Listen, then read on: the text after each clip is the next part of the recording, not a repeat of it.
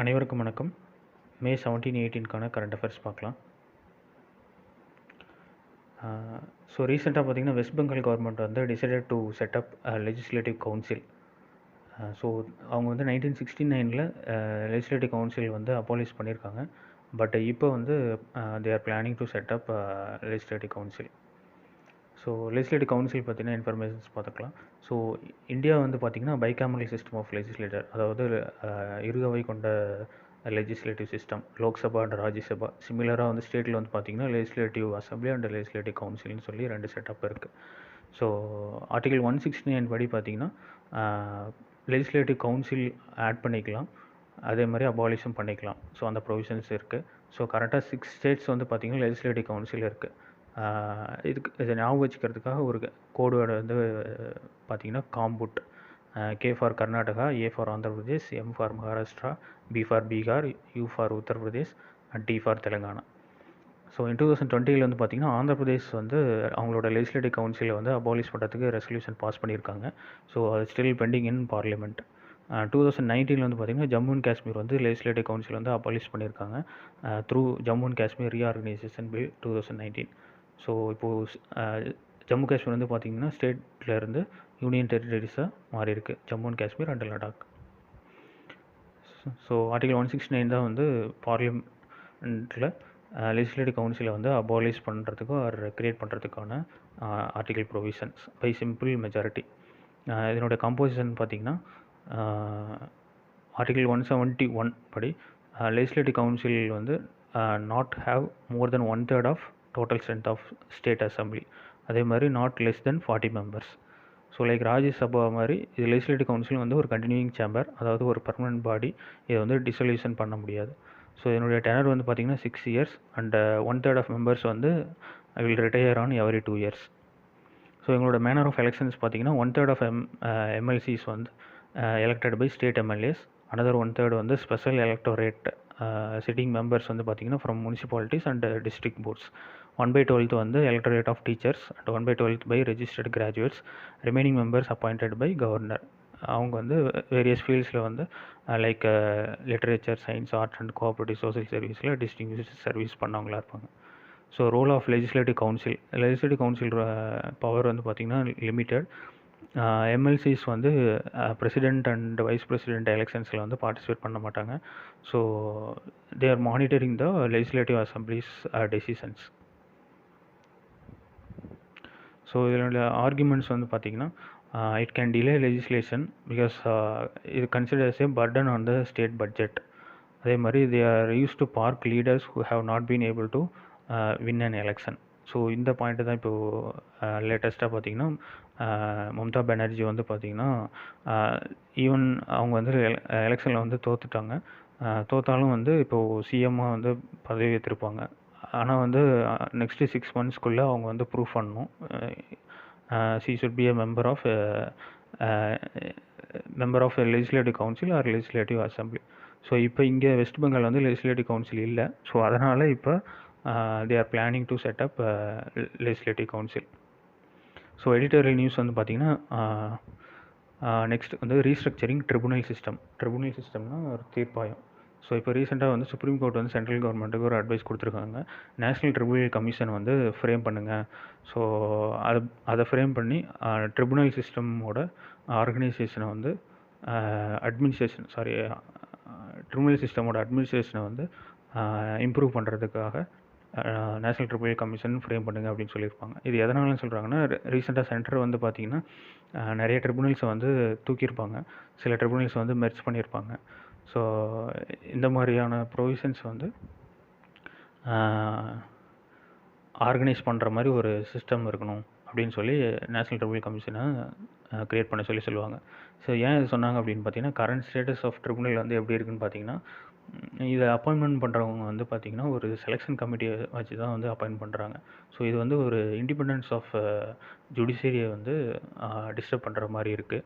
So next வந்து uniformity கிடையாது, service conditions and டெனர்ஸ் of மெம்பர்ஸில் வந்து ஒரு யூனிஃபார்மிட்டி இல்லை. தேர்டு வந்து எக்ஸிக்யூட்டிவ் மெம்பர்ஸும் இதில் இருக்கிறதுனால அவங்களோட இன்டர்ஃபரன்ஸ் வந்து ஜுடிஷியல் சிஸ்டமில் இருக்குது. ஸோ இந்த பிரச்சனைகள்னால இதை ஒழுங்குபடுத்தணுங்கிறதுக்காக நேஷனல் ட்ரிபியூனல் கமிஷன் கொண்டு வரணும் அப்படின்னு சொல்லுவாங்க. ஸோ இந்த கான்செப்ட் வந்து ஃபஸ்ட்டு ஒரு ஐடியா சொன்னது வந்து பார்த்திங்கன்னா supreme court L Chandrakumar versus union of India அப்படிங்கிற கேஸில் 1997 சொல்லியிருப்பாங்க. ஸோ என்டிசியோட அப்ஜெக்டிவ் பார்த்திங்கன்னா ஒரு இண்டிபெண்ட் பாடியாக இருக்கணும். இது ட்ரிபுனலோட ஃபங்க்ஷனை வந்து சூப்பர்வைஸ் பண்ணணும். அதே மாதிரி மெம்பர்ஸ் அப்பாயின்மெண்ட் பண்ணுறது, அவங்களோட டிசிப்ளினரி ப்ரொசீடிங்ஸ் இதெல்லாம் மானிட்டர் பண்ணணும்.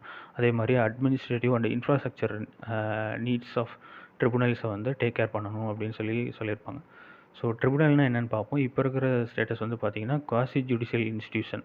ஸோ இது வந்து ஒரு அட்மினிஸ்ட்ரேட்டிவ் ப்ராப்ளம்ஸையும் அதே மாதிரி டேக்ஸ் ரிலேட்டட் டிஸ்பியூட்ஸையும் வந்து ரிசால்வ் பண்ணுறதுக்காக கொண்டு வந்தது. இப்போது ஆர்டிகல் 14A பார்த்தீங்கன்னா பார்ட் 14A இதை வந்து இன்கார்பரேட் பண்ணியிருக்காங்க இந்தியன் கான்ஸ்டியூஷனில் பை 42nd அமெண்ட்மெண்ட் ஆக்ட் 1976. இதில் வந்து 2 ஆர்டிகல் சொல்கிறாங்க. ஆர்டிகல் 323A வந்து deals with administrative tribunals, 323B வந்து deals with tribunals for other matters. So இங்கே அதர் மேட்டர்ஸ்னால் என்னென்னா taxation, foreign exchange, import and export, industrial labour, land reforms and ceiling on urban property, elections to parliament and state legislators, foodstuffs and rent and tenancy rights. So இந்த matters எல்லாம் வந்து ட்ரிபுனல்ஸோட interference இருக்கும் அப்படின்னு சொல்லியிருக்காங்க. So 1976 வந்து இதுக்கான constitution status கொடுத்தாலுமே but இந்த அட்மினிஸ்ட்ரேட்டிவ் ட்ரிபுனல்ஸ் வந்து எப்போது ஆக்ட் ஆஃப் ஃப்ரேம் பண்ணுறாங்க அப்படின்னு பார்த்தீங்கன்னா 1985 தான் வந்து ஃப்ரேம் பண்ணுறாங்க. ஓகே. ஸோ இந்த அட்மினிஸ்ட்ரேட்டிவ் ட்ரிபுனல்ஸ் என்ன பண்ணுறாங்க அப்படின்னா பப்ளிக் சர்வீஸ் அண்ட் போஸ்ட்டில் வந்து சர்வீஸில் அப்பாயிண்ட் பண்ணுறவங்க, அதனுடைய ரெக்ரூட்மெண்ட் பண்ணுறவங்க, இதில் ஏதாவது ஒரு டிஸ்பியூட்ஸ் இருந்ததுன்னா அதை பற்றின விசாரிக்கிறது தான் வந்து இந்த அட்மினிஸ்ட்ரேட்டிவ் ட்ரிபுனல்ஸ். ஸோ ஆர்டிகல் 136 வந்து பார்த்திங்கன்னா ஃப்ரம் ஒரு பெட்டிஷனர் வந்து ட்ரிபுனல்லேருந்து அப்பீலேட் பண்ணணும், மேல்முறையீடு பண்ணணும் அப்படின்னா டைரெக்டாக வந்து சுப்ரீம் கோர்ட்டுக்கு போகலாம். ஸோ அதுக்கான ஸ்பெஷல் பெட்டிஷன் வந்து சப்மிட் பண்ணி போகலாம் based on the article 136. So administrative tribunal சென்ட்ரலில் வந்து பார்த்திங்கன்னா 1 நவம்பர் 1985 ஃப்ரேம் பண்ணுறாங்க. இதில் வந்து 17 ரெகுலர் பெஞ்சஸ் இருக்குது. அதில் 15 வந்து பார்த்திங்கன்னா ஹைகோர்ட்லேயே இருக்குது. ரிமைனிங் 2 வந்து ஜெய்ப்பூர் அண்ட் லக்னோவில் இருக்குது. ஸ்டேட் அட்மினிஸ்ட்ரேட்டிவ் ட்ரிபுனல் பார்த்திங்கன்னா ஆர்டிகல் 323B வந்து இதுக்கான ஸ்பெஷல் ப்ரொவிஷன்ஸ் வந்து கொடுக்குறாங்க. ஃபியூ எக்ஸாம்பிள்ஸ் ஆஃப் ட்ரிபுனல்ஸ், சில எக்ஸாம்பிள்ஸ் வந்து கொடுத்துருக்கோம். Water dispute tribunal and based on the inter state water dispute act 1956. அதே மாதிரி armed forces tribunal 2007 and national green tribunal, national environment tribunal 1995. இது வந்து என்விரான்மெண்ட் ரிலவெண்ட்டான இஷ்யூஸை வந்து டிஸ்பியூட்ஸை வந்து பாதுகாக்கிறது. தென் இன்கம் டேக்ஸ் அப்பலேட்டட் டியூரேஷன். ஸோ இந்த மாதிரி ஒரு ஃபியூ எக்ஸாம்பிள்ஸ், இதெல்லாம் ஒவ்வொன்றும் ஒவ்வொரு ட்ரிபுனல். ஸோ இந்த மாதிரி நிறைய ட்ரிபுனல்ஸ் வந்து கான்ஸ்டியூஷனில் இருக்குது. ஸோ நெக்ஸ்ட் நியூஸ் வந்து பார்த்திங்கன்னா GST council. So GST council வந்து May 28 வந்து பிளான் பண்ணியிருக்காங்க. பிகாஸ் இது லாஸ்ட்டு 7 months நடக்கலை. ஏன்னா டியூ டு எலெக்ஷன்ஸ் இந்த 5 states, அதே மாதிரி கோவிட் சுச்சுவேஷன்னாலையும் இது கண்டக்ட் பண்ணல. இப்போ May 28 வந்து பிளான் பண்ணியிருக்காங்க. ஸோ ஜிஎஸ்டி கவுன்சில்னா என்னென்னு பார்ப்போம். It is a constitutional body under article 279A. So இது வந்து கான்ஸ்டியூஷனல் அமெண்ட்மெண்ட் பண்ணது வந்து எப்போன்னு பார்த்தீங்கன்னா 101 அமெண்ட்மெண்ட் ஆக்ட் 2016. ஸோ இது ஜிஎஸ்டி கவுன்சில் வந்து சேர் பண்ணுறது, அதாவது ஹெட் பண்ணுறது வந்து யாருன்னு பார்த்தீங்கன்னா union finance minister and members of union state minister of finance. Also ஒவ்வொரு ஸ்டேட்டோட ஃபினான்ஸ் மினிஸ்டர்ஸும் வந்து இதில் இருப்பாங்க. So both central and state மினிஸ்டர்ஸும் இன்வால்வ் ஆகிறதுனால ஸோ இதை வந்து ஃபெடரல் பாடி அப்படின்னு சொல்கிறோம். ஸோ இங்கே எடுக்கக்கூடிய டெசிஷன்ஸ் வந்து பார்த்திங்கன்னா மெஜாரிட்டியாக not less than 3/4 of weighted votes of members present and voting.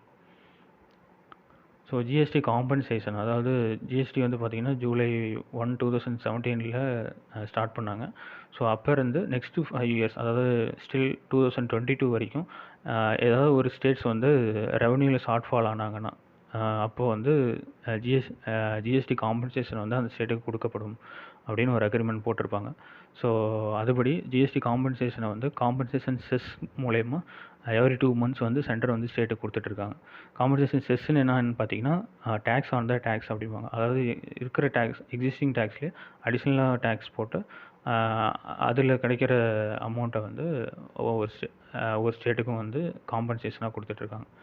So ஜிஎஸ்டியோட features வந்து பார்க்கலாம். ஃபியூச்சர்ஸ் பார்த்தீங்கன்னா ஃபஸ்ட் ஒன் வந்து applicable on supply side.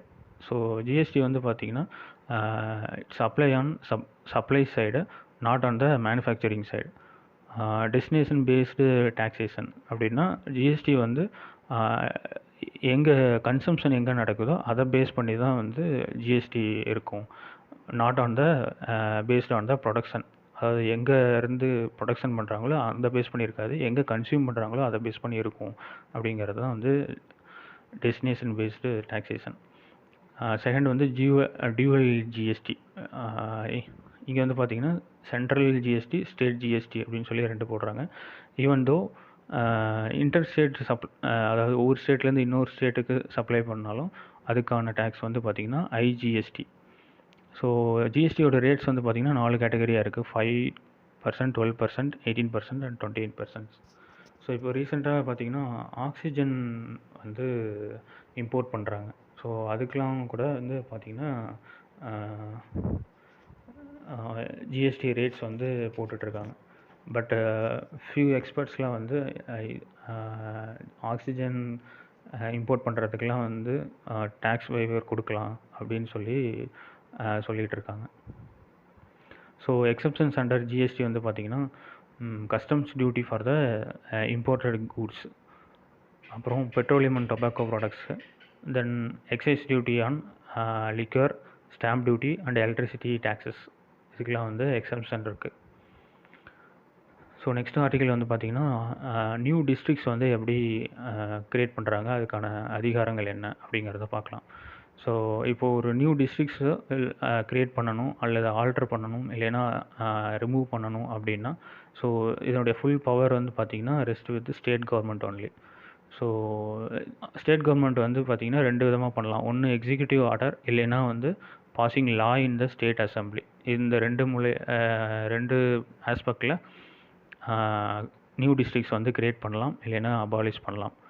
So இப்போ ரீசெண்டாக பார்த்திங்கன்னா மெனி ஸ்டேட்ஸ் வந்து பார்த்திங்கன்னா எக்ஸிக்யூட்டிவ் ஆர்டர் தான் வந்து ஃபாலோ பண்ணி நியூ ஸ்டேட்ஸ் வந்து க்ரியேட் பண்ணுறாங்க. ஸோ இதில் வந்து சென்ட்ரல் கவர்மெண்ட்டுக்கு வந்து எந்த ஒரு ரோலும் கிடையாது.